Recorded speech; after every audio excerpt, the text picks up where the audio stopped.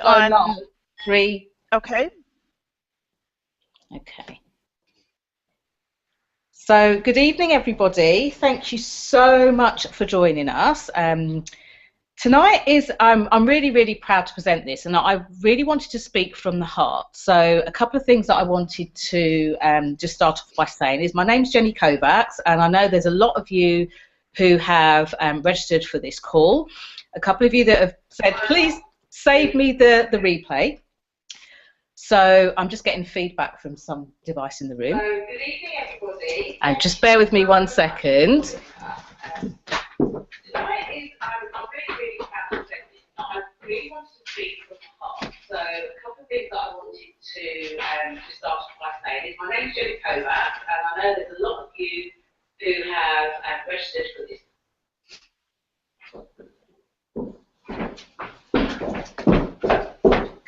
Sorry, despite being the queen of being seen, I don't enjoy having my voice in stereo and having it all over the place. So my computer in the background was beaming me through.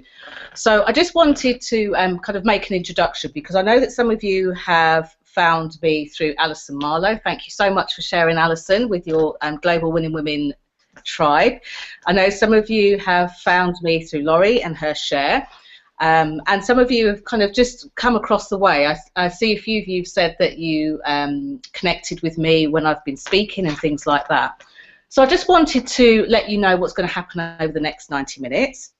This is a masterclass, so there's a couple of things that's really important to me for you.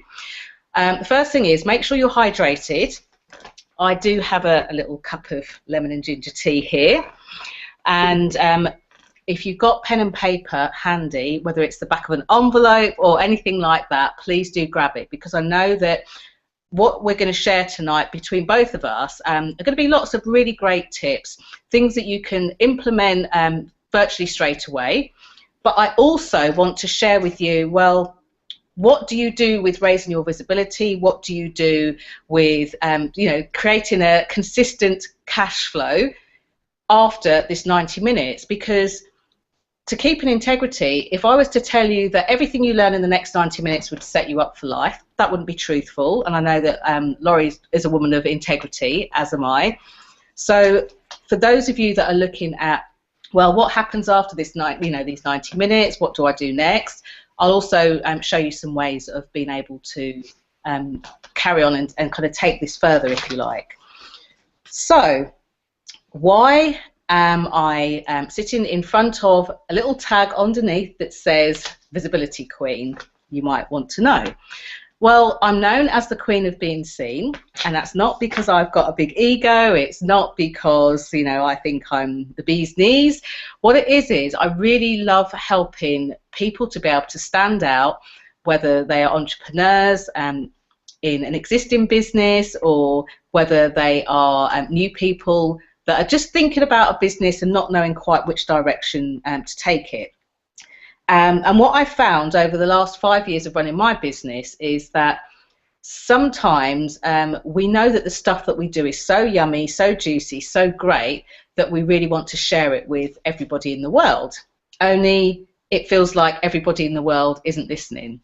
So what I really want to let you know is that I am the Queen of Being Seen because I help people that are really driven, people that are really ambitious, people that would class themselves as professionals in what they do.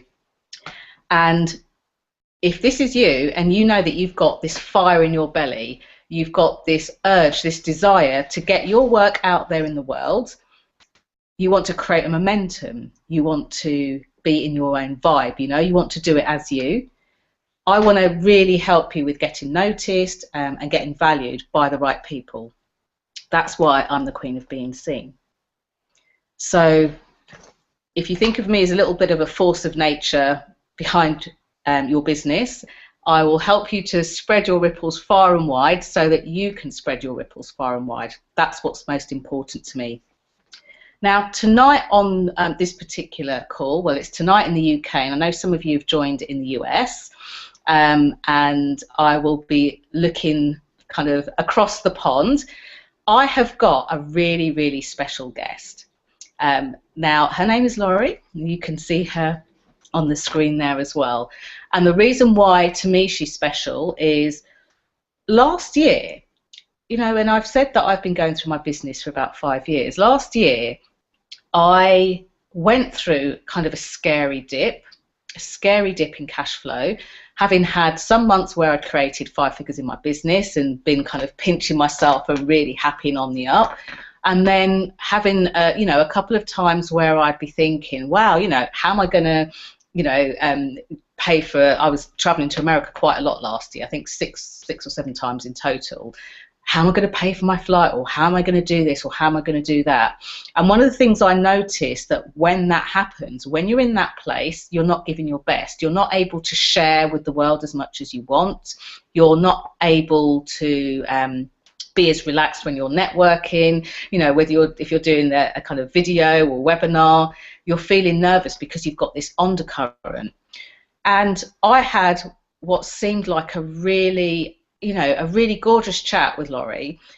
She shared some tips with me, and I warn you, what she shared with me felt so common sense, so easy, that I almost ignored them. I almost kind of went, oh yeah, I've heard that, or oh yeah, that's really easy. I must be doing something wrong. I must need to do something really difficult. Thankfully, I didn't. I was in a space where I just really wanted to get back out of the hole that I was in. And yeah, I listened to some of the stuff that Laurie told me, and I did them. And this is what's really interesting. The hole that I was in disappeared within 12 days, really, really quickly. So Laurie's like my little secret weapon in my pocket. So the fact that she's on this call today and I'm sharing her with you means a lot to me. I hope means a lot to Laurie, but also I hope will mean a lot to you. And what I'm saying is really like take on board some of the stuff that we'll share. I'm going to kind of interview Laurie and ask her loads of questions because I'm naturally inquisitive by nature. And I invite you that if you do have questions, while Laurie's speaking, I will double check on the box below this video. You can see that you can post comments. Do know that there's about a 30 to 40 second delay, and you know, do kind of post your questions in there. What I'd really like to know, as I'm just kind of wrapping up on the introduction, I'm going to be sharing some visibility tips with you. So tips of how you can get out there, how you can raise your visibility, how you can make an impact, and the right sort of impact, the impact that you want to make, how you can learn to speak about what you do and about yourself, your business, in a way that feels right to you. I'm also going to share some speaking tips, but I'm more than happy in the first sort of segment to answer questions as well. So if you have questions, well, the first question I have for you is, where in the world are you? Because I'm here in London. In fact, right behind this window that you can see is the River Thames. I kid you not, it's a couple of meters away, and a little boat just went past for effect there. So I'm pretty much centrally in London. However, Laurie is over in America. And because of the type of lifestyle and business that Laurie set up, although she lives in one place in America, she can work from anywhere she wants to. And I really want that for you guys as well. I know it's something that I've heard many of you have struggled with. So the rules for tonight are, there are no rules, but what I would really love you to do is just absorb the information. If it's information that you've never heard before, I really want you to take on the newness of it. I don't want you to necessarily write down notes of what we're saying. I would encourage you to write down notes of action points, things you're going to do from here to move forward. So that's number one. Also recognise that some of the things that we share will be really, really valuable for yourself. And for some of you, I know that you're coaches, you know, some of you are authors, some of you are trainers. I've got a really nice kind of plethora of people in there. We've got a couple of consultants, we've got all sorts of people. And I know that sometimes you help others wear a new hat.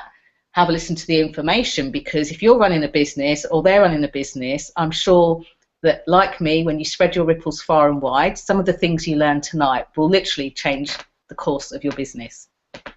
Now, I know that some of you got some goals. you've got goals for yourself in mind, and I really want you to be able to reach your goals, your desires, and your dreams. And I just really encourage you just to absorb what we're going to share and use that to live the life of your dreams in your terms, not what anybody else says that you should do, but in the way that you want to run your business. And what you'll find as a result of what we share is, for some of you, if you're anything like me anyway, blue sky thinker, all these ideas will pop into your head. And that's great. It gives you options of various different things to do in your business in terms of your visibility and your cash flow. And also, for some of the stuff that we share, what I love about what Laurie shares as well is very practical, step by step. And some of the stuff that I'll share with you will exactly be that. Some things, you know, create, vision, dream away. Other things, it's really good to have a step by step of how to do it and what to do. That way, I feel like I've successfully done my job and put you on your path to be able to do yours successfully as well. Most of all, enjoy, drink, and please ask your questions. And if for any reason we can't get to all of your questions in the time we've got, I will encourage you to go on the Facebook event, which some of you have joined through there. I also encourage you to, you know, send me an email. And what we'll do is we'll tell you a bit more about how you can kind of find out more after this call. So without any further ado, I am going to start off by still keeping Laurie as a bit of a secret weapon. And I'm just going to share some ways in which you can raise your visibility. So with that, I hope you've been posting your name and where you're from, because I will check very shortly and have a look while Laurie's speaking. So there are 5 real main areas in terms of getting your work out there, getting it seen by the people that you love working with. So the 5 kind of key areas. There's one in terms of raising your visibility so that people know who you are. Have you ever felt like an unknown? Ever felt like, you know, I could do much better if people know or knew who I was? Do you sometimes worry that people are getting out there more than you? Maybe they started their business the same time as you, but they seem to be having more success. One of the things that these people know about is visibility. And this is not about being a show-off, not about shouting the loudest, wearing the brightest colours, or even being extrovert. This is about you showing up in the places where the people that you love working with can find you. So there's a couple of different ways that you can do that. Some of you prefer the good old-fashioned face-to-face. And although I call it the good old-fashioned face-to-face, for me, it's been really successful. So you might want to go out there and speak to people. You might want to network. Or some of you might want to do something more like what we're doing now. Maybe you want to create masterclasses, you know, webinars, maybe even video. So you might want to reach more people online, and that's okay too. And I know that for many of you, some of you have written books, but you also like writing blogs, and you like kind of, you know, riffing and connecting with people on social media.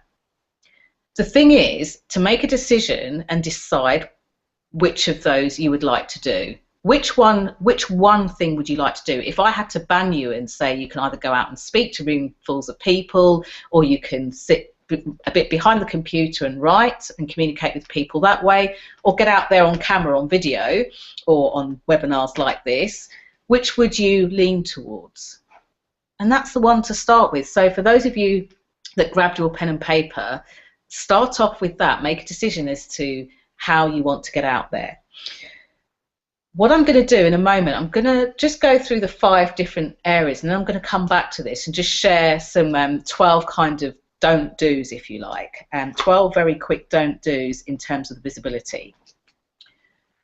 So the next step then, or the second thing that is really important to do when you're getting out there, getting your work seen, getting more people to know who you are, is to make an impact. And again, this isn't about shouting the loudest, but this is about making a credible impact, so that when you walk out of the room, when you leave the webinar, you know, when you have, you know, press send on your blog post, or, you know, posted out your book, people remember you for who you are and what you do. there's an essence about you, maybe people that remember and they like what you do and they're kind of quite attracted back to you. So the third step would be around being able to, I call it biographically speak about yourself. Now there's various different ways you might do that. It might be that you stand up on a stage and you're able to talk about yourself and your business and how you help people. And, you know, for some of you, you want to be able to know how to present yourself. Some of you will call it, you know, if I put a proposal together, how do I do that? So for some of you, it's about how you biographically speak about yourself. And within that, there are a couple of really great gems. And one of those is to really be able to tell your story. Now, I know in the coaching industry, in the coaching world, people get trapped in their stories. That's not the kind of story I'm speaking about. I'm talking about the kind of story that weaves a path and lets people know how you got there, or how you got to where you are today, how you decided to choose the thing that you do, and what made you decide to kind of get out there, what you're passionate about, what you're driven by. And it's always important to me that when I share these sorts of techniques with either my private clients or on classes like these, that you do it as you, okay? Not as the person you're coaching from, mentoring from, learning from, spending the most time from, but as you. So the fourth step is all about how do you get out there when you're running a business, running a family, running a household, you know, doing 101 things. It's about keeping your energy and being able to allocate and do stuff without being in overwhelm, without feeling exhausted. So that's not something we're going to be covering in great detail tonight, because I like to kind of roll my sleeves up and get in close and personal and help people really put that together. And then the fifth step is really about how you present yourself to the world. What do you say on those phone calls? I mean, Laurie's going to be sharing some cash flow information with us, but what do you actually say to get that cash flow in? What do you actually speak to people about? I've realised, I was speaking to somebody the other day and they were asking me about what I did, and I told them. She said, oh my gosh, you might be able to help me. I think I've actually got a phone phobia. And it's interesting, there's so many people that are quite scared within their business to pick up the phone and have a conversation. My belief is that there's nothing wrong with you, you don't need fixing, you're not broken, but quite often there aren't many people around that show us how to have a really good conversation without giving us a script. So when I encourage people to have those phone calls, or maybe to put some sort of framework together to be able to speak to people either when they're networking or when they're standing from a stage, speaking is a really inherently important part of your business. It covers all sorts of things. If you know what to say in your head, then you know what to type on your screen, you know what to post on social media, and you know how to post it in a way that the people that you love working with are attracted to you, they see you, and they come out and find more. So those are the 5 areas. So just to recap, there's raising your visibility, okay? There's making an impact. There's being able to speak about yourself or write about yourself biographically, so being able to tell your own personal story as you. There's being able to maintain the energy of doing all of that in your business. And finally, there is being able to speak about your business, whether it is on video or whether it is over the phone or whether it's face-to-face in a networking environment. And I would say the speaking portion needs a whole new kind of, you know, breath of life for itself. That's one of the biggest segments of those 5 steps. But tonight I'm going to focus on 12 kind of don't do's in terms of the visibility. So, are you ready? Have you got lots of ink in your pen? And I'm just going to take a sip of water. You may notice my voice sounding a bit more gravelly as we go through. I've actually got a really bad throat, so hoping that I still sound female by the end of this call. So, There are quite a few things that I see really smart people doing when it comes to being visible, and especially when they're visible in their business, and even more so when they're visible in someone else's business. So I want to give you some quick don't do them. This is not a naming and shaming thing. This will be all about you just kind of redirecting your compass, so to speak. So I've just written some down earlier that I could refer back to. So some of the things that I see people doing. Here's one that I saw even just this morning on social media. So whether you've got a Facebook page, whether you're on LinkedIn, even if you're on Twitter or any of the others like that. This morning somebody sent me a really nice kind of tweet, and I noticed that they had their logo instead of their photo. Now, most people think that that's a good thing to do in terms of visibility because it's professional, but what happens is, you know, think of somebody like Richard Branson, one of the most kind of famous entrepreneurs on the planet, you know, alongside many others. Even Richard Branson on his social media has a picture of his face. There are 101 reasons that I could go into now to tell you kind of why that is, but the main one that I'm going to leave you with on this point is have a photo of you. People can start to make a connection, see what you look like. They can see the whites of your eyes. So the first don't do in terms of visibility is on your social media profiles, hiding behind a logo. Okay, let people get to know you and get to see a photo of you. So that's the first don't do.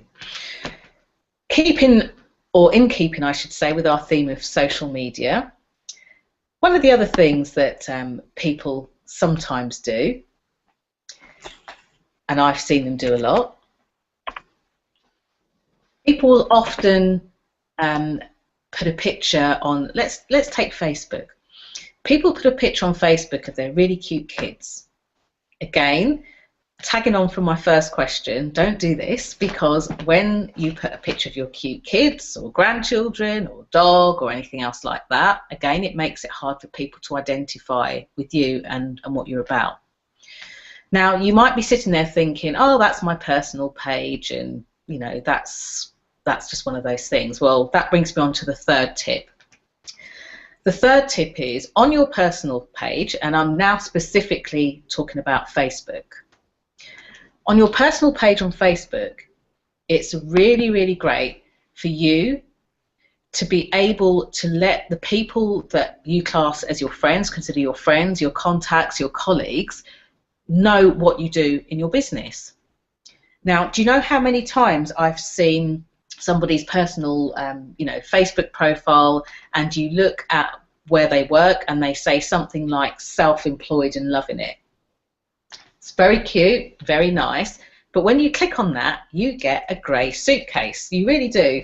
I kid you not. Next time you go onto Facebook, try it out and see. But the worst thing is, not only do you get a grey suitcase, Facebook very kindly provides suggestions of other businesses and other people that you may be interested in. So while that might not seem too detrimental to you right now, imagine this. Imagine one of your family or friends that knows a bit about what you do and a bit about your business tells one of their friends, oh, go and look at her page or his page, and yeah, you'll see. And they're trying to find somebody that does the thing that you do. They click on your very happy, you know, self-employed and loving it link, and they go to a grey suitcase, and then they get suggestions of other people they might be interested in. So you've just done the hard work for somebody else's business. Now, I'm all about sharing and caring. You know, many of you that know me know that. But what a missed opportunity. So don't put your, you know, self-employed and loving it, happily, you know, or even just self-employed, you know, owner of the world or anything else like that. Why don't you put a link to, if you've got a business Facebook page, then that's fine. And if you don't, and you've got a website, why not put, you know, owner at www. and the full URL. That way, at least when people click on it, they can click through to see a bit more about what you do. Make it easy for your friends and family to recommend somebody that's through to you. So that's another don't do. So just to try and recap, don't do the logo instead of a picture. Don't do the cute kids. And don't do the self-employed and loving it. Okay, so hopefully you're scribbling all of that down. Okay, so some other very quick, because I want to share the lovely stuff that Laurie has. So some very, very quick don't do's. When you've got a photo, and again, let's take Facebook as an example, although this works just as well on LinkedIn, on Google, on Pinterest, on many of them. It's really tempting to have that beautiful photo that you keep up for forever and a day. But why not let the social media platforms help you to keep visible? So, guess what happens when you change your photo on Facebook? Facebook lets all of your friends and connections know that you've updated your photo. Guess what that does? It makes you really visible. It makes you visible and it gets you seen.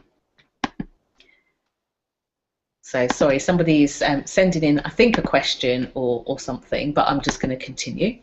So it gets you seen. So it means that all of your friends, all of your connections get a little message saying, so-and-so has just updated their photo. Now, why does that help with visibility? It helps keep you top of mind for people. I once spoke to a lady, I think I was on a guest on someone else's show actually, and she was asking about photos and things like that. And when I suggested that, she said, "Oh, it's fine. I know that one. I've got a nice photo. I've already got a photo on my page." So I did a bit of Facebook investigating, and when I looked, she hadn't changed her photo for 5 years. 5 years! She had the same photo for 5 years, which is great for consistency, but not so great for you know, showing people what you really look like these days. You know, not great for Facebook being able to say this person has now changed their photo, so come on over and have a look. So that's tip number, I'm losing count, tip number 5. Okay, so some other things, some other kind of don't do's in visibility. Now, for those of you that like to share, let's say, for example, you want to start getting into webinars, and you want as many people to come as possible. What I often see is that one person that's in the same kind of social group online will quite often sit down at, say, 10 o'clock in the morning and post into 10, 15 groups. Now, that does get you visible, but not always for the way that you think it should get you visible. What that does is, it means that anybody that knows you or is connected to you will all of a sudden get that you've posted like 10 times in lots of groups. Also, because like kind of attracts like, a lot of people that are in some of those groups are in some of the other groups, and it is like the online version of spam. So what happens is they just see all of these posts all done within a specific time frame, and it just makes it really difficult to you know, to capture people at different times of day. What if they're not on Facebook yet, or not on LinkedIn yet? What if they're on the school run? What if you know, they're making dinner? So it's really good to kind of spread that out throughout different times of day. I mean, it takes a few seconds to post something like that. And if you're posting from a business page or a public page, there's so many different ways on social media that you can time things to go out. Okay, so that's another don't do. Don't be the person who posts about 20 times in one hit in lots of different groups, because certainly when people in more than one of those groups, it just seems like you're kind of spamming your stuff all over the place. So another don't do. Funnily enough, just this week I was speaking to one of my private clients, and they were talking about wanting to share their stuff online and offline. They decided that they were going to go to a few more networking meetings offline and speak to people about a new project that they're working on. But they also wanted to be able to share some of the stuff they were doing online. And they said to me, he was like, oh, I share it. I prefer the offline stuff, the face-to-face stuff, because when I share stuff online, I don't really get a reaction from people. They don't say anything back. So I kind of looked him in the eye and asked him a question and said, so when people are sharing things online, how much do you interact with them? How much do you share with them? Do you share their things? The groups that you're in on maybe social media, do you share things for other people too? He said, oh, I don't have time for all of that. Now, this to me is tantamount to you going to a networking meeting, opening the door, running in the room and going, come to my party, and running out again without waiting for a reaction or speaking or interacting with anybody else in that environment.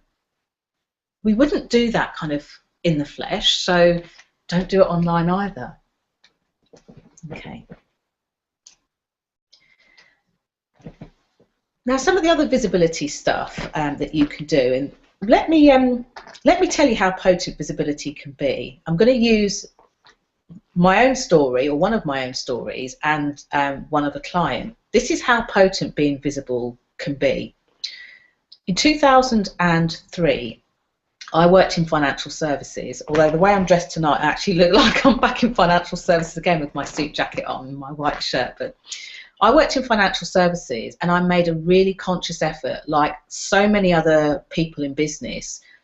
I'm going for it. I'm going to be enhancing my career. I want to earn more money, and I want career progression. So I looked at kind of, what I needed to do that. I wanted to work really hard. I wanted to kind of, get myself known around the business and be known for being really effective and great with what I did. So I went on a mission to do that. Now, sometimes I think we can forget that the environment we're in, we're kind of being showcased. It's not just about kind of sucking up to the boss. It's also about being the person that you want others to, to look up to, being the leader that you want to be. So from 2003 until 2006, so 3 years, I was able to get kind of more responsibility, I guess, at work as an employee. I was also able to take on more jobs, get involved in more meetings and do more things like that. Now, I didn't think anything of this until just a couple of years ago. In that short space of time, I was able to increase my income and increase my salary and go through all those corporate appraisals and things like that. I didn't realise how important this was until a couple of years ago. Because what I realised is that some of the stuff I teach in terms of raising your visibility is the stuff that not only helps you if you're a self-employed person, but if you're an employee wanting to make a bigger difference. And let me share someone else's story. So I had a client that came to me about a year ago now and said that they were being headhunted by other companies. And they realised that they were pleased that they were being headhunted, but not so pleased that they were, I guess, having to look at other companies to work for. So we had a discussion, worked out what the person wanted. My thing always start with the end in mind. What do you want? Do you want to stay where you are? Do you want to go? Do you want career progression? What do you want? And they decided that if they could stay at the company they were at and get more money, that they would do that. So we had a talk, looked at what was achievable, and I distinctly remember this guy saying, I'd love to have at least £15,000 a year more, but there's just no way that's going to happen. I said, why not? Oh, I don't know if they've got the budget for it.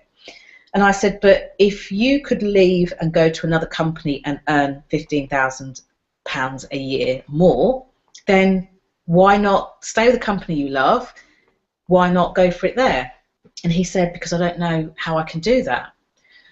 So just some of the visibility tips that I've even shared already with you, and some more that I'll share very quickly after this. Some of those tips, had this guy have the best conversations with the right people in the business. It had him in being taken seriously. So what he said was being taken seriously by the people that he needed to speak to, and actually by the colleagues around him. And we plotted out a couple of different ways that he could sort of work on getting this. Anyway, he went off to do what we discussed, and a few weeks later he sent me an email and said, "Oh my gosh, I've just been given a pay rise." And I said, "Great." Now, bearing in mind that he wanted an extra £15,000 a year, he didn't think he could get it, so he said, "I'd settle for an extra 5. 10 would be great, 15 is going to be impossible." He sent me an email and said, "Guess what? I got my pay rise." I said, "Great, you know, do you mind me asking, what did you get?" And he said, "An extra £15,000 a year." I was like, nearly fell off my chair. And I think the reason why I relay that story is not to talk about the figures, although for some of you, like £15,000 extra a year sounds really scary, really huge, and everything else. But to show you, it's like what happened for him after that. What happened for him when he could earn that extra money? He was able to do more stuff with his kids. He was able to wind down a bit at weekends. He was able to, you know, really look after himself, to do an even better job for the company, and ultimately make them a lot more money and be happier. So think about visibility for you. Visibility isn't like PR and necessarily marketing and getting out there. Visibility is giving you a different lease of life, or a newer lease of life, a fresher lease of life. So just take a moment just to think about what you would do if you knew that you could get visible and earn an extra income. Because in a moment when we speak to Laurie, we'll be able to share you know, some ideas and some different things. Okay, so take a minute just to write down one thing. What would it mean to you to be able to earn, even if it was like $1,500 or pounds or euros a month? What would that mean to you? While you write that down, I'm going to attempt to go onto YouTube and see if there are any comments or any questions from anybody watching there. Okay. So I'm going to go onto there and then quickly pause it so you don't get me in stereo. So take a minute just to write down one thing. What would it mean to you to be able to earn? Okay, so I've muted myself. Okay, so thank you for whoever's secretly liked the video already. I'm just going to check to make sure there's no other questions. I can't see any questions there, so I will continue and I will keep checking back. Okay. Okay, so a couple of other quick things you can do to really raise your visibility. And I want you to sit and just do the grip of your seat. You know, grip your seat as if you're about to go into a roller coaster ride. For some reason, the word that I'm about to say seems to scare the pants off so many people I speak to, and it shouldn't. One word for you: video.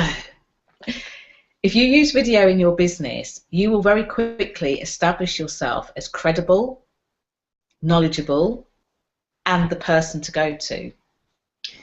You stand out so much more.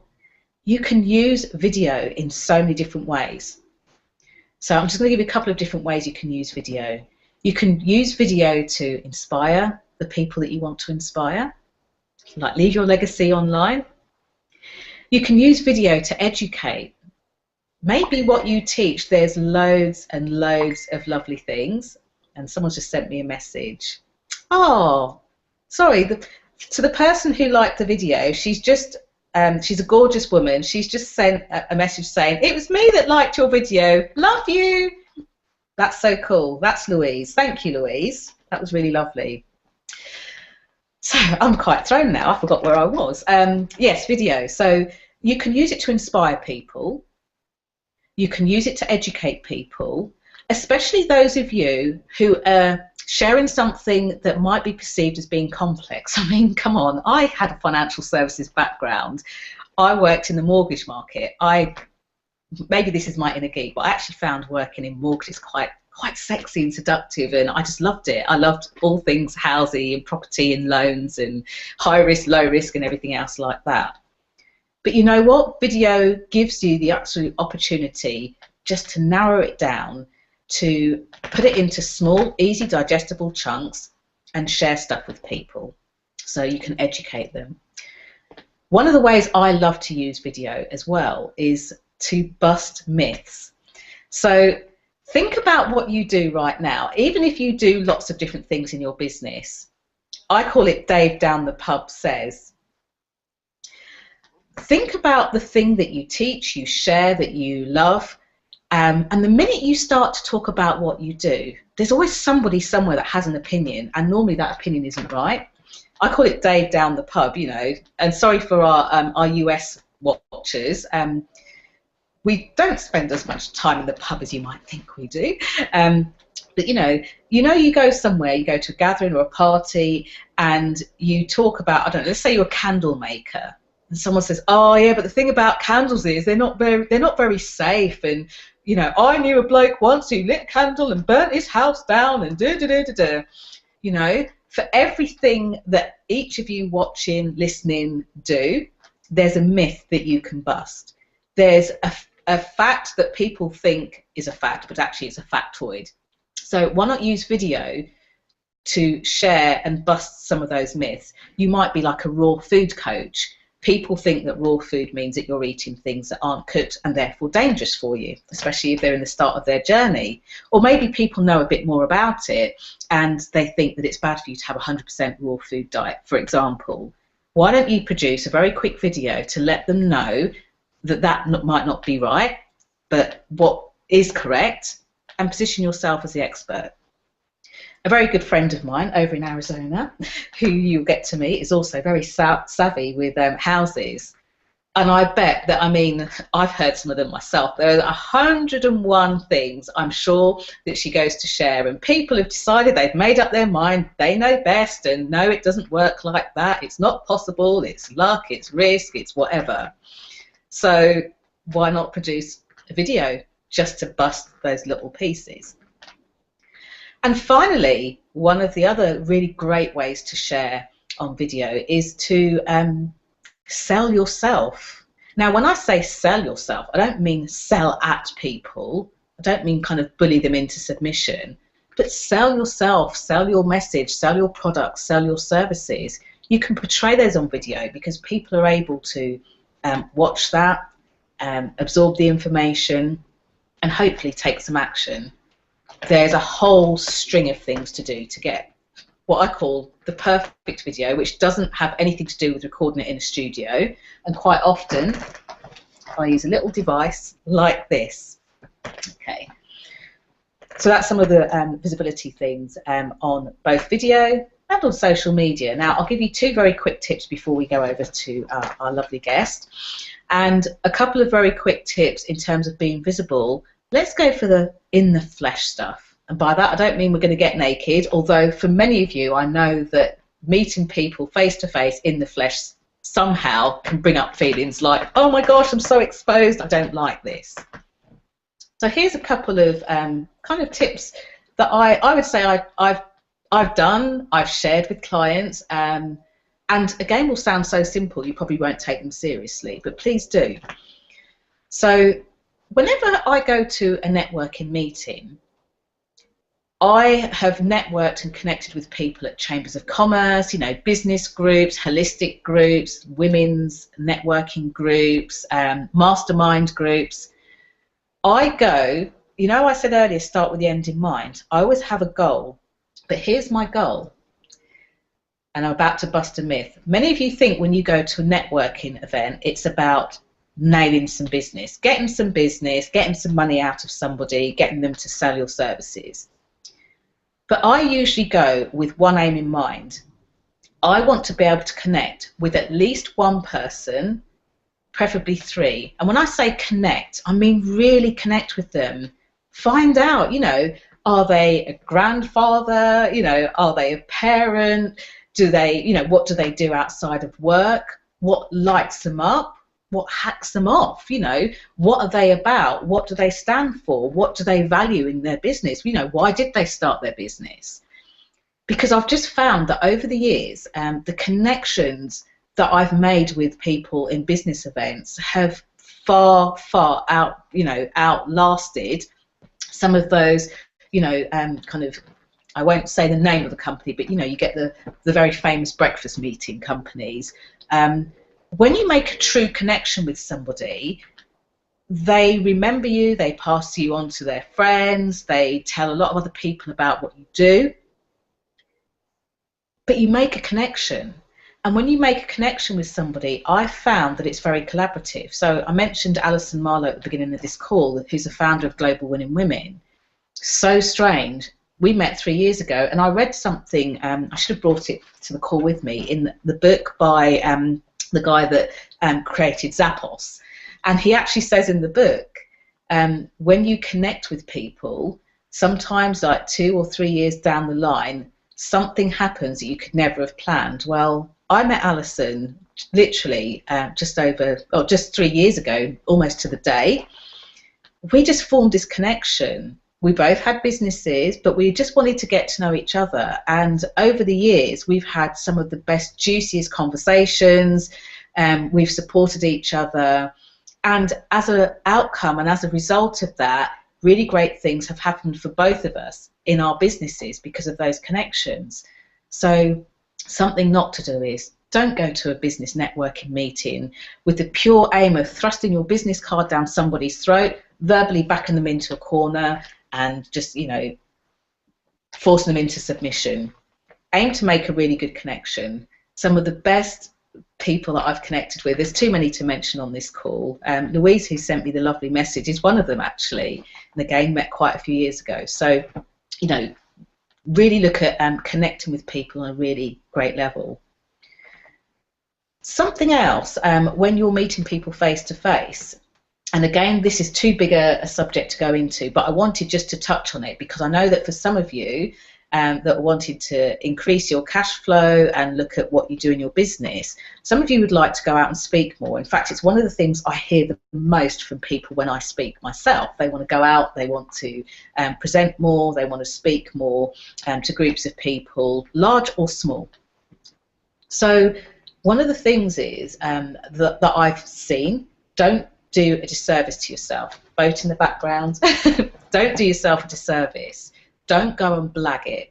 When you're going out, go out with something prepared. And when I say prepared, again, I'm not talking about a script. I'm talking about a nice framework, a nice structure that whenever you speak to a crowd of people, that you've always got just a little map, if you like, a little signpost, a little roadmap, so that you know where to start, what to share, and where to end.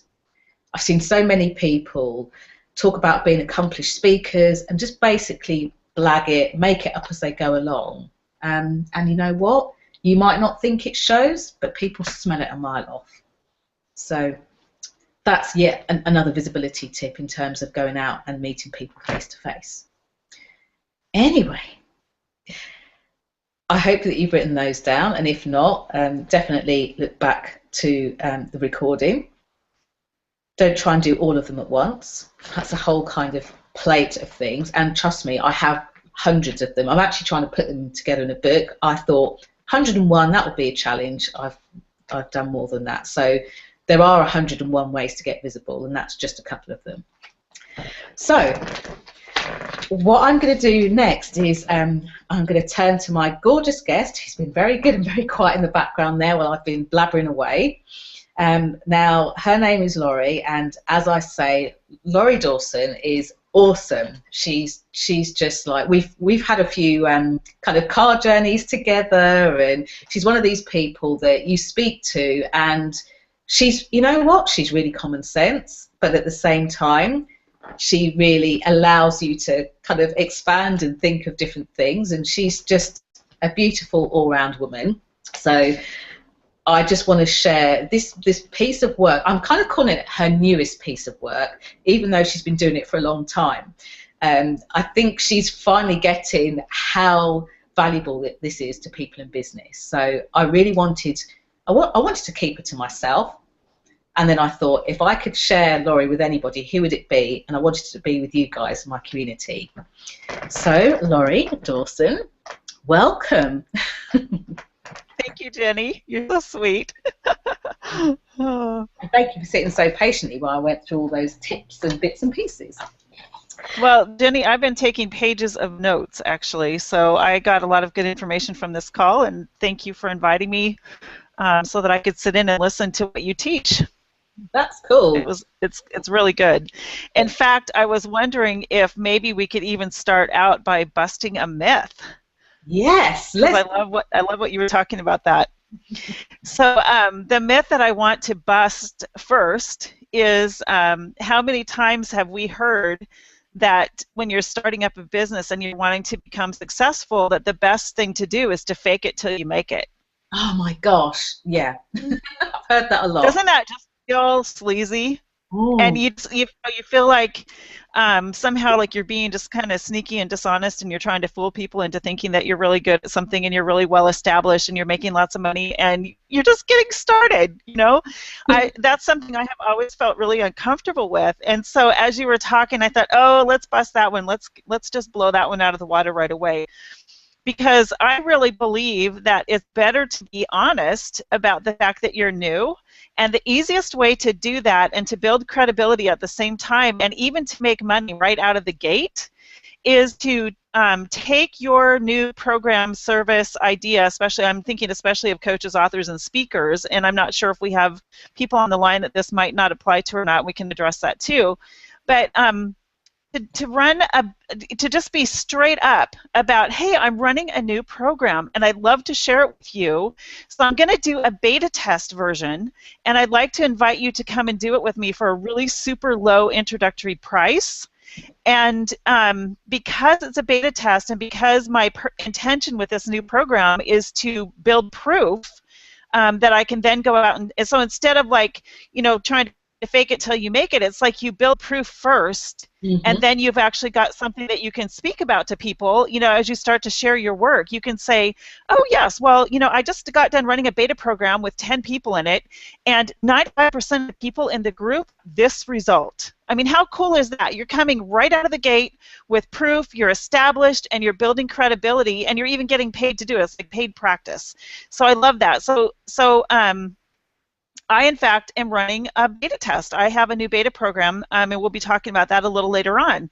And the whole point is to build proof about how to create consistent, reliable income. And so as part of a beta test, just to give you a little more detail about that, what you do is you figure out a way that you can measure people's results before they, you know, what was happening for them before they came into your beta test program, and by the time they get to the end of it, even if it's only 30 days, like what is the change that happened? So you want to create a measurable change, and you document the before and the after, and you ask them for their feedback. And you can even ask them like, okay, so this was the result that we were kind of predicting would happen. Is there anything else that happened that maybe we didn't even expect? You're just going to get this avalanche of information of things that are really, really valuable that happen for people, transformations that you never even thought of that they get because they came through your program. And now you go out and you raise the price because it's no longer a beta program, and you run it again, and you're running something that is proven. I mean, how amazing is it to have that kind of a strategy instead of trying to pretend like you're really great at what you do when you have actually no proof? I know, and it's so many people kind of fall down that rabbit hole, don't they? I'm not myself, nobody knows who I am yet, you know, all of that kind of stuff. And, you know, it's baloney. Probably started by the people who are faking it till they make it. Yes. One of my pet peeves that kind of goes along with this is, and I met a guy at the same breakfast meeting that I think you were talking about, that system. He was a business coach, or still is, and his marketing message was all about helping people build a multi-million-dollar business. And I actually even hired him to help me create a different business model when I first started coaching, because I was making about $2,500 a month, and I couldn't figure out, you know, how to make $20,000 a month, which is what I really wanted. And actually, if you're going to have $1 million a year business, that's $83,333 US dollars per year. I don't know what that is in euros or pounds, but $1 million business means that you're making more than $83,000 a month. And so I'm thinking, okay, how do I go from 2,500 to 83,000? I mean, that is a huge jump. And I thought he would know the answer because he's teaching this, how to build a multi-million-dollar business thing. He'd never had a multi-million-dollar business in his life. So one of my pet peeves is people trying to teach something that they've never done, or trying to sell somebody something on something like that they've never done. And it didn't really set all that well with me because my husband and I have actually had 3 multi-million-dollar businesses, and I thought this guy had a system, similar to what we had, but in the business coaching world that I could plug into that would get me that, and he didn't have it. So I don't like the whole fake it till you make it thing. I think it's very inauthentic. Yeah, I agree. And everybody starts from... Just build trust. And what's interesting, like you talking about the businesses and stuff that you've had, even people that aren't starting from scratch, I mean, this is my 5th year in business now, and throughout that you kind of go through evolutions, and as you're evolving, sometimes it almost feels as if you're starting all over again.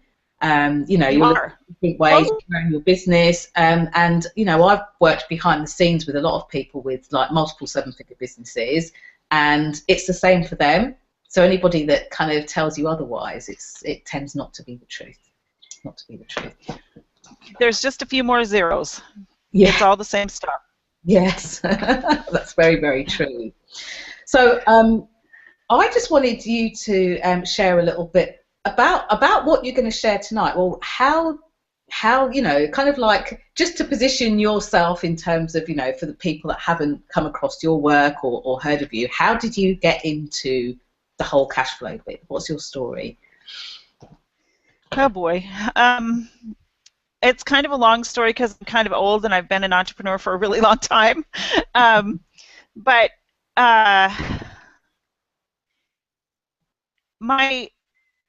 when I married my husband, he was self-employed. He was a framing contractor. And so we've been married for almost 30, this summer will be 35 years. And so when you're married to a guy who's self-employed, you become part of the business. So I have helped my husband with his businesses over the years, plus I've had my own. And we had a general contracting company that did really well. And then my husband's dream for the longest time was to eventually make a living, or he felt like the path to wealth, I'm not saying this very elegantly, but he felt like every wealthy family in the world that he knew of owned a fair amount of real estate. And so he felt like if we were going to be financially stable, that it was going to have something to do with owning real estate. Mm-hmm. And so his initial thought was, building some duplexes and renting those out and having our tenants pay off the mortgages, and eventually we would own them free and clear. And that was a great plan. But when he was talking to me about that was not too long after we had gotten married, and early on, I got pregnant with twins, and so the thought of having 2 little tiny babies and trying to manage a bunch of rentals just was not very appealing. My dad was a real estate investor, and it seemed like every time we went home that he was getting calls on holidays and weekends and in the evenings about people having their toilets plugging up and their sewers backing up, and so if I wanted to see my dad, I'd usually end up going out with him on those calls. And so my dad, part of it was the fact that he didn't structure his business all that well because he was doing all of that himself, and he didn't have someone that he could send out on his behalf. But that was my view of what it meant to be a landlord and what it meant to be a real estate investor, and I didn't really want any part of it, at least not at that point in my life, because, as you know, whether your kids are twins or not, kids, take a lot of time and energy, and there's a lot. Mommies are very busy, and the thought of just taking on that kind of a involvement when Jim was gone to work all day was not appealing. So I kind of vetoed it. And then when our kids graduated from college, someone had invited me to an event. I call them speak-a-thons, one of those deals in downtown Phoenix where there's a whole bunch of different speakers and they're all selling tickets to something. And there was a guy who got up on stage and was talking about real estate investing. He told a couple of stories about how he had made a genuine difference in people's lives and really turned things around for them. And I thought, oh, well, you know, if you can be a real estate investor and do that, that would be pretty cool. So I was the first one to, you know, run down and buy tickets to his event. And that was the beginning of our real estate investment career. We started by working on our education. And we picked one method to go out and start buying houses without using any of our own money or credit, and ended up 3 years later we owned 28 houses worth over $7.5 million and had a really nice income to go along with it. So, you know, it is possible to learn how to do something in a way that really fits your lifestyle. And that's one of the things that I'm really a big proponent of when it comes to being a business owner is the purpose of a business is not to eat up all of your time and attention, which they do. For the most part, you end up putting in a lot of hours and a lot of time and energy. But the purpose of a business really is to support your lifestyle. And you want to have a life not just someday when you retire, but also as you go along. So like Jenny was mentioning earlier, I'm fortunate enough to have a business that I can do from pretty much anywhere. So we're on this call tonight. And I'm not home. You know, I live in Phoenix, Arizona, in the middle of the desert, and one of my favorite places to go is to the beach. And so this week we've rented a house in Oceanside, California, and we're here with some friends of ours. And you maybe see people walking around behind the camera because they just all came back from a bike ride. And I had myself muted earlier because we've rented this house and it's literally right across the street from the beach. Like I could go out the door and go 20 feet and I'm on sand. And it's just a beautiful, you know, 75-degree day in Oceanside and just north of San Diego. And my husband is he does triathlons. He's an athlete, and so Saturday he's competing in, I don't know, I think it's about his 5th or 6th or 7th half Ironman competition. And so he'll be swimming, biking, and running here on Saturday. In fact, where this house is right on the run course. He's going to run by here twice. And so we invited some good friends of ours to come along and watch him race and come see, you know, come be a part of what he does. So and I took off last Saturday and spent a few days with my kids and grandkids up in Northern California, and then drove down here to meet Jim and our friends and to stay here the rest of the week. We'll leave here like Tuesday of next week. So it is fun. I like having a business and an income that can support the kind of a lifestyle that we want to have, and that's what I work with my clients to achieve as well. And what we're going to be talking about tonight, what Jenny has asked me to actually come and talk to you about, is how to create consistent, reliable income. So it's not, you know, we all suffer. Anyone who owns their own business from time to time has or will suffer from what I call feast or famine income. You know, it's the roller coaster ride. It's up and then it's down, and then it's up and then it's down. It's like, how can we level that out and have a nice, steady income that we can actually count on? Because whether you've had a job before or whether you just have friends who have regular, you know, 9-to-5 jobs or whatever their hours are, you know, sometimes I get a little bit envious of that because they have a steady paycheck. But my husband and I just can't help it. We're just wired as entrepreneurs. I've gone back to work when I've had to help make ends meet, but it really stinks because I'm just not cut out for the little box where you have to show up at this time and you have to do, you know, follow these instructions. I'm much better as an entrepreneur. So that's kind of how I got here, is by owning a whole bunch of different businesses over the years, working with my husband on some, having them of my own, and getting really good at marketing to get clients and to have my schedule full and to create consistent, reliable cash flow. That's kind of my thing. And that's not to say that I always do it perfectly, because there's times when, you know, we look around and go, "Oops, what happened?" we're in the middle of another cash flow crisis. So, yeah, but thing that's another myth. People think once you kind of like what's the saying? Once you're in your 5th year of business or something like that, then you're home dry. You should have this thing figured out by now, and you should be making money consistently every month. Yeah. Good luck with that, because the market, you know, the thing about being a business owner is the marketplace changes. For example, in the real estate side of our business, you know, the techniques or the strategies that we used for buying houses 5 years ago are not the same ones we're using now because it's not the right time in the market for that. So we've had to, you know, it's what I call, one of the things that I say is that owning a business is like riding a bike. It's like so many different things that you've got to do at once. And when you're first learning, it can be really kind of awkward and overwhelming. You can lose your balance and fall and, you know, skin your knees up a bit. But once you get the hang of it, it's not all that difficult. But then every time you start a new one, you know, you've got some of the same skills that are going to carry over, but you know, starting a new business is starting a new business, and it's kind of like having to learn how to do it all over again. So from time to time, as a business owner, we are going to experience a cash flow crisis.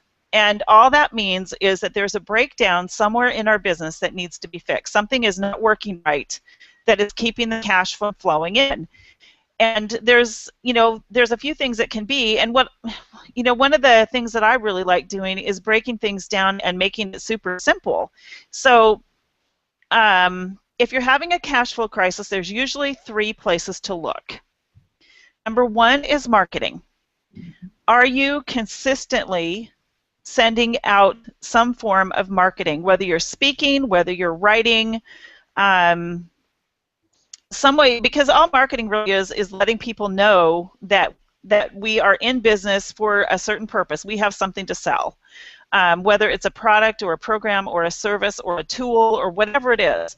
And I'll apologize for the noise in the background. Like I said, we're at the beach, and there's a road that runs right in front of this house. So if you hear loud noises from time to time, it's people passing on that road, or the sound of the surf crashing. So either way, sorry, but and that's where I am. When you look at me, you see me looking distracted. I'm just checking. I've got Facebook and the YouTube channel, and saying hi to Julia, who's joined us as well.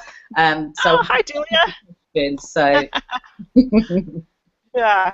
Okay. So marketing is a big key to having consistent cash flow, and that is a topic that I could, talk to you about all night long, because marketing is what drives income. If you don't let people know who you are and what you do, what you have to offer, how are they ever going to know that you've got it? And if you don't market, you're kind of cheating them, because if what you've got is really good and it's worth having, then it means that there's people that need it that don't have it because you're not letting them know. So marketing is a biggie. That's like the biggest thing, I think, in a business. And usually that's where most of the problems are when I talk to people who are having cash flow issues. And I'll say, well, what are you doing for marketing? And they'll say, well, I'm not really marketing anymore. When I first started my business, I did, but not so much anymore because I've gotten busy.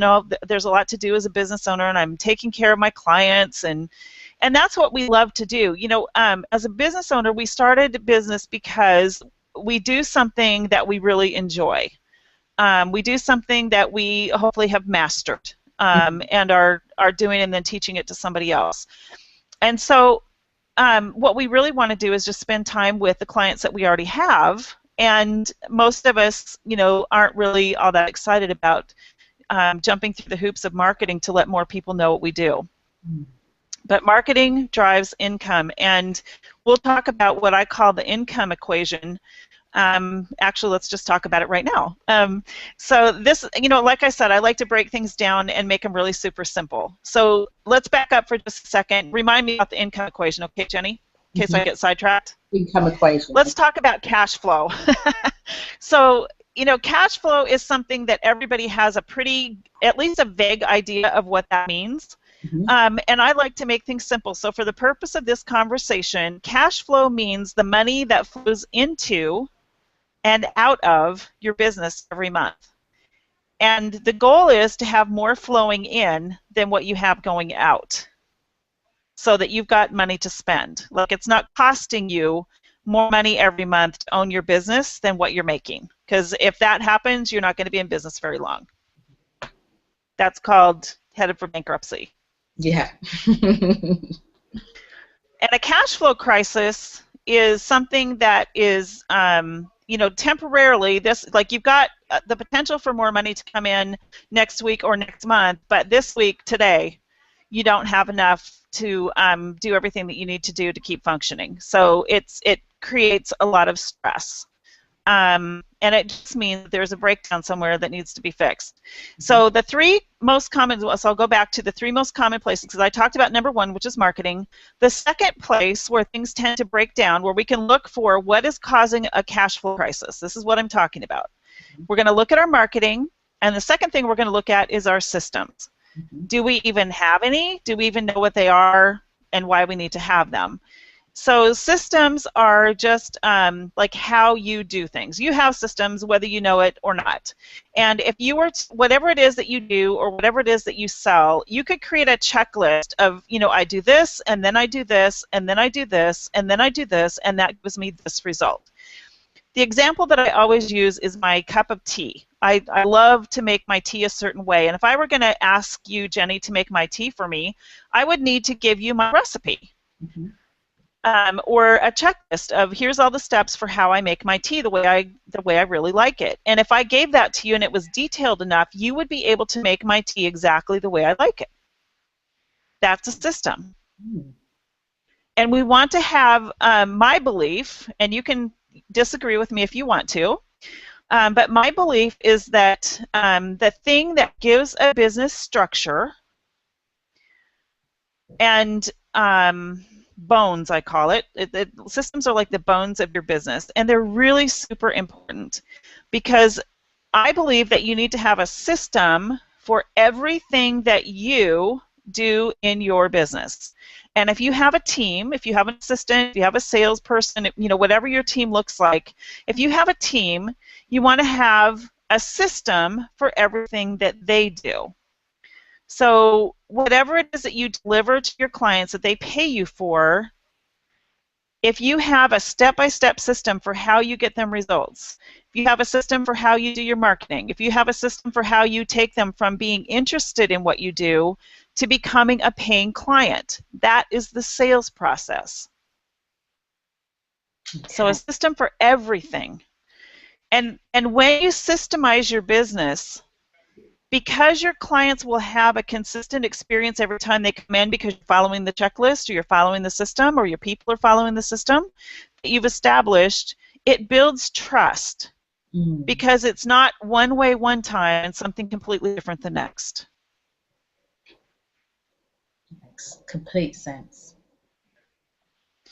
It builds trust, and when people feel like they can trust you in your business to always give them the result that they are coming to you for.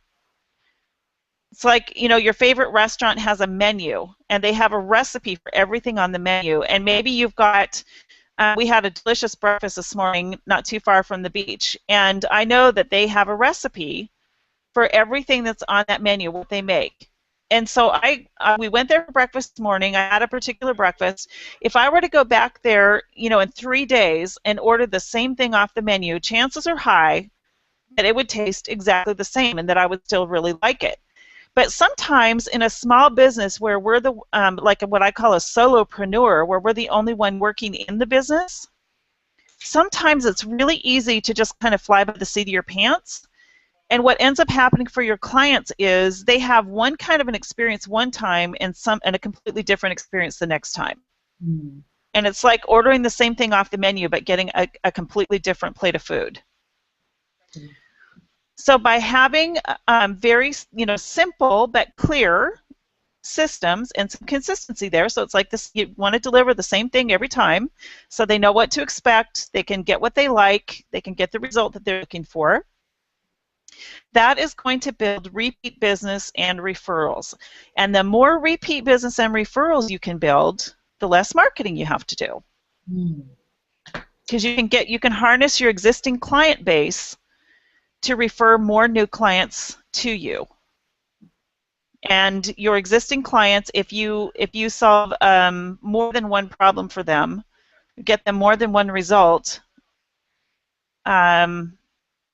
and I don't want to get into a whole thing on that because that's another topic in and of itself. But it's like if you, what's that? And you said remind you about income equation. Yes, and I said remind. So I want to finish the 3 places to look when you're having a cash flow crisis: marketing, systems, and then the third thing is people. Do you have the right people in the right position doing the right things? And that's for a business that's big enough to have more than one person in it. Mm. And systems are important even if it's just you and there's nobody else.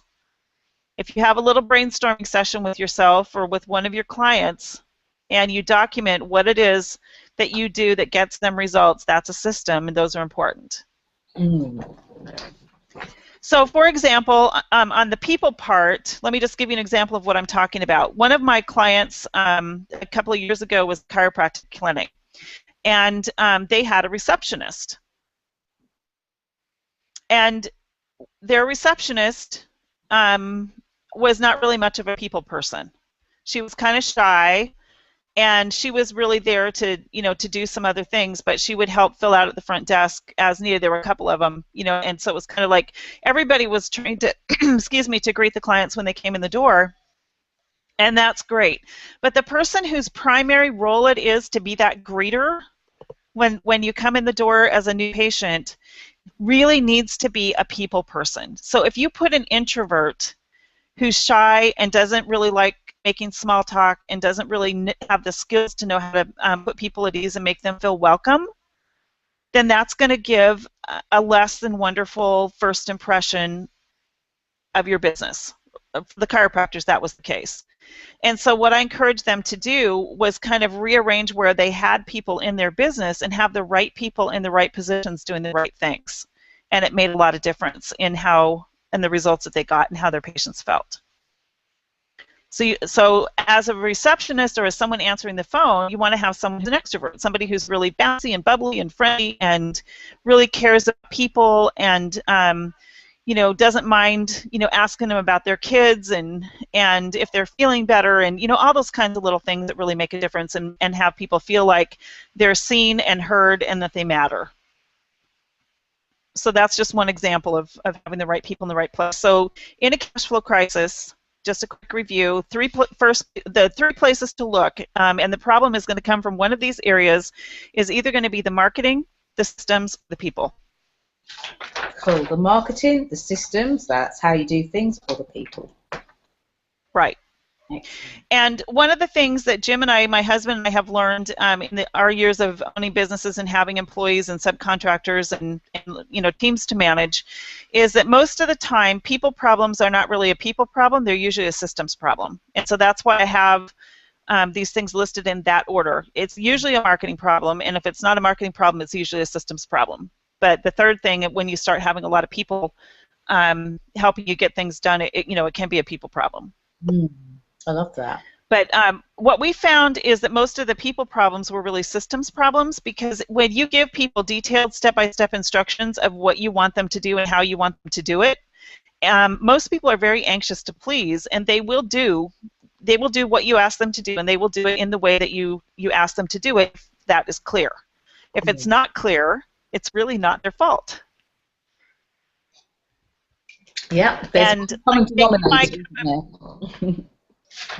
Yeah, so like making my cup of tea is really simple. A 6-year-old could do it if I showed them how and gave them all the steps. And the same thing is true. It's like, if you have really good systems, the other thing this does for your business is it makes it so that you don't have to hire really expensive, highly educated people in your business necessarily, because every little task is so well thought out and proven, and you have a system for it that anybody could do it. So true. So true. So back to the subject of creating consistent, reliable income, I have and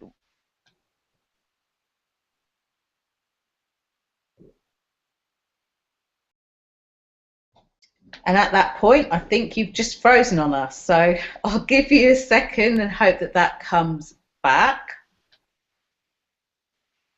Did we lose our connection? You froze for a second. So you said speaking of, and then it went. Okay. So there is what I call a law of creating income. It's what I call the income equation, and it's like there is no other way to make money in your business that I know of other than this, and that is that marketing plus sales equals income. Love that. Did that come okay? Sales equals income. Okay. Yes. And so marketing is simply letting people know what it is you have to offer. And once they raise their hand and express an interest in what you have, getting them from the point of being interested to the point of actually paying you is sales. So if you let them know you have it and they come and buy it, you have income.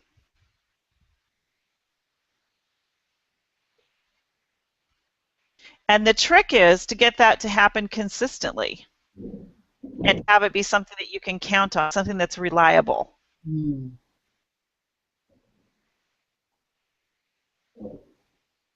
So pretty much no matter what kind of a business you have, your marketing message lets people know what you have to offer.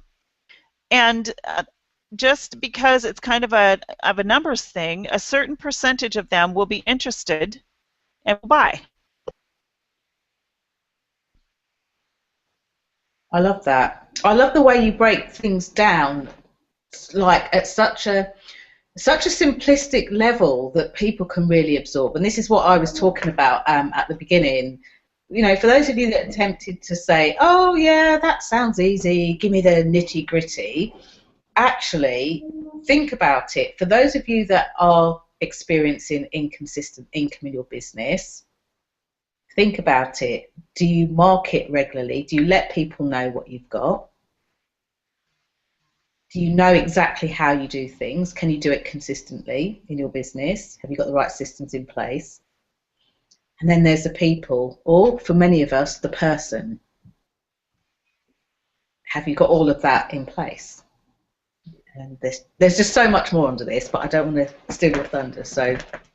Oh, that's okay. Yeah, there is a lot. It's like I feel like it's almost kind of frustrating to talk about it and to not have like hours and hours and hours to talk about it. It's because we're barely scratching the surface. We are, and I mean we've got like 10 minutes to go. And at the beginning, oh wow, I know I talked through a lot of that. So. Oh, no, that's okay. I told you I didn't need very much time. I just, you know, and the reason why I'm here is because you invited me and you felt like what I do is valuable to people who are part of your community. And so you tell me, you ask what you want to ask so that our time is well spent, so that people get what they need or what you feel like they need. Well, the first thing I need to say is that Julia's saying, hi, Laurie. Hi, Julia. So if you're watching this and you've got questions, I would just ask that. I know some of you have been Facebook messaging me and things like that. I've just got messages pinging out of my ears. What I would ask is if oh my goodness, type a question just by the box on the actual YouTube video. That would be really helpful to me. Because it's really distracting trying to go on Facebook. I know there's a bit of a delay. So if you've got questions, here's kind of like your last chance to ask questions. What I will say is that I know that what Laurie has to share is really, really commonsensical. So if you're worried that, oh, well, I don't know whether I'd be able to make it work, if you're new in your business, it's likely that this will work really well because you'll set things up properly from the start. And if you've been in your business for a while and if you've experienced some of those highs and lows, again, you'll find that this is a really, really useful tool. More than useful, essential tool.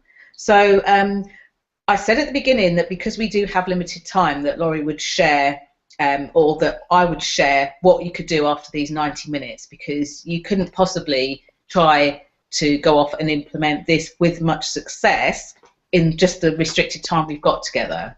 So Laurie, have you got like something that you can share with people as to what they could do to get more consistent income after this call? Yes, actually, Jenny, everything that I've talked about today is contained in a free training video that I recently produced called Say Goodbye to Feast or Famine Cash Flow. And if you'd like to have access to that free training, there's no obligation whatsoever, no strings attached, and there's a lot of good content there. And you can get that by going to steadyincome.tips. Okay. And it's not .com because I was having trouble finding a .com website that steadyincome. what is one of their new ones. Okay. Steady income dot tips, TIPS. Okay.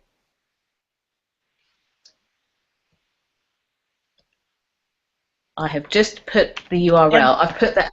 It's http/. I'm doing that so people can click on. So if you're watching on YouTube, oh, okay, perfect. You'll be able to click straight through. Whoops, what am I doing? You can actually type this right into Google, just steadyincome.tips, and it'll go right there.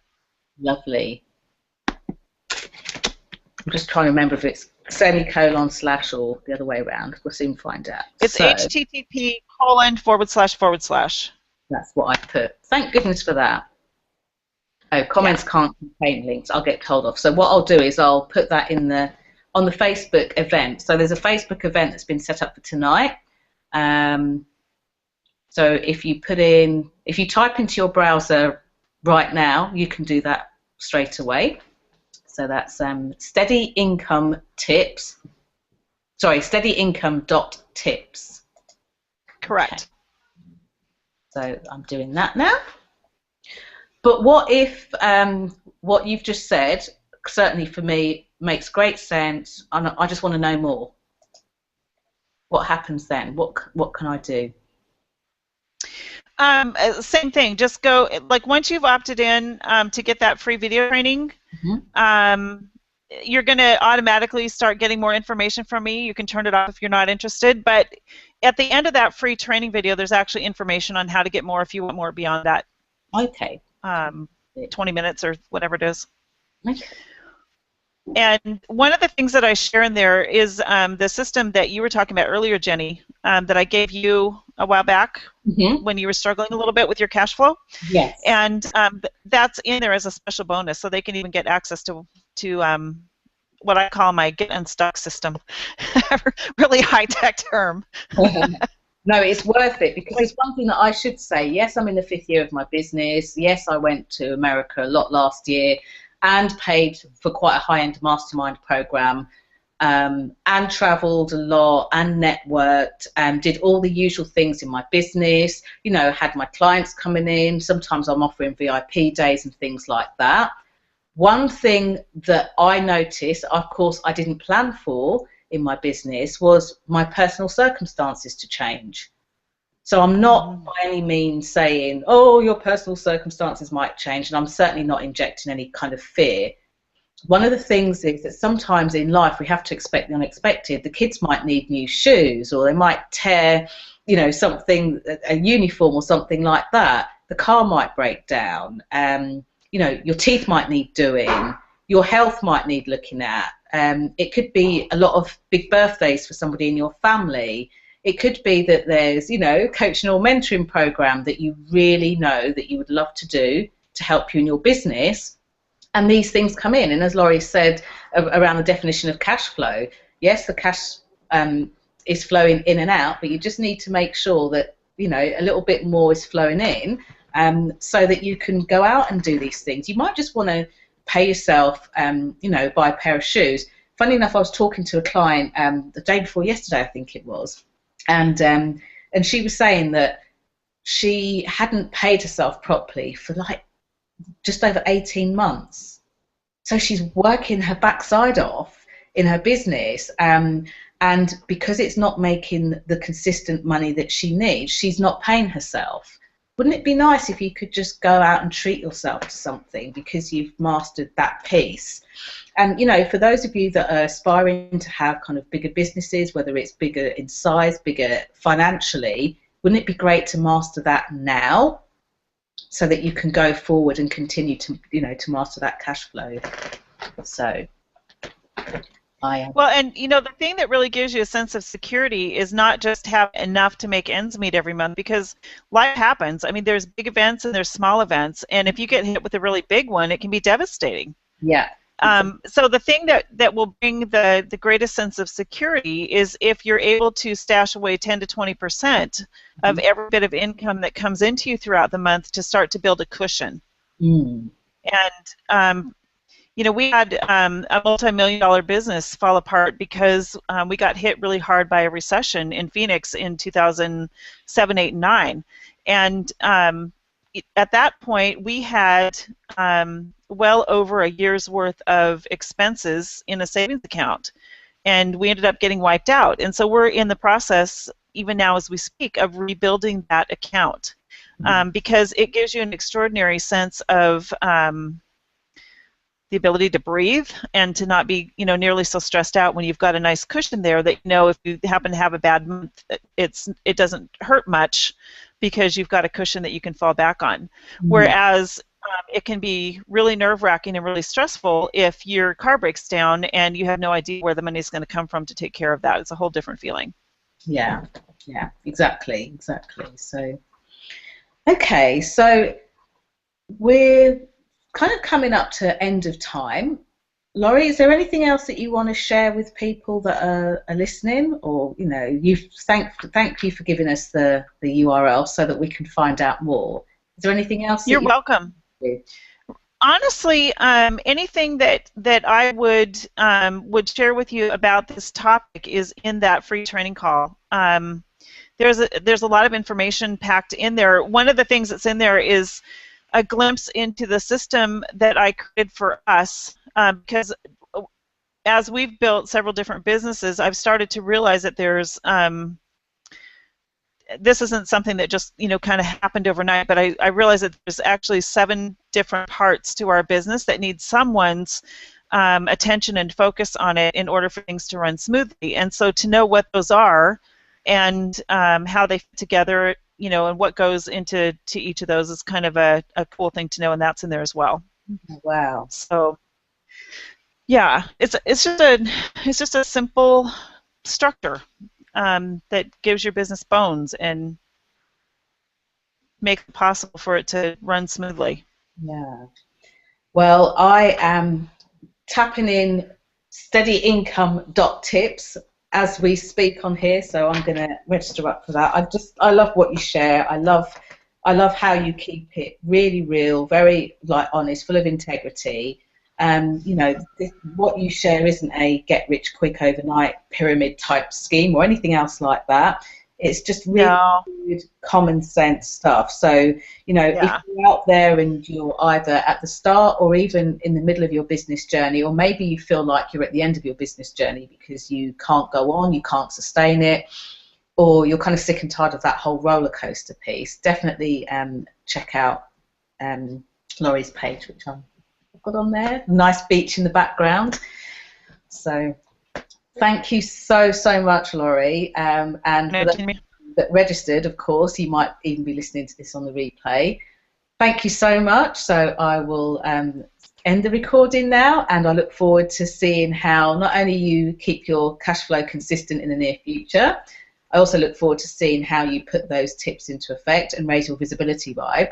And my good friend Kylie Menz is having a show on Monday. I'm going to be speaking a bit more about visibility there as well. So if you're listening to this recording and it's past the Monday, sorry, you've probably missed it.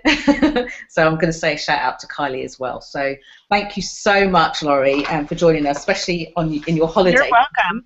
And your rest time. And I'm very. You know what I did forget to tell you, Jenny? Hmm. You know what I forgot to tell you? What?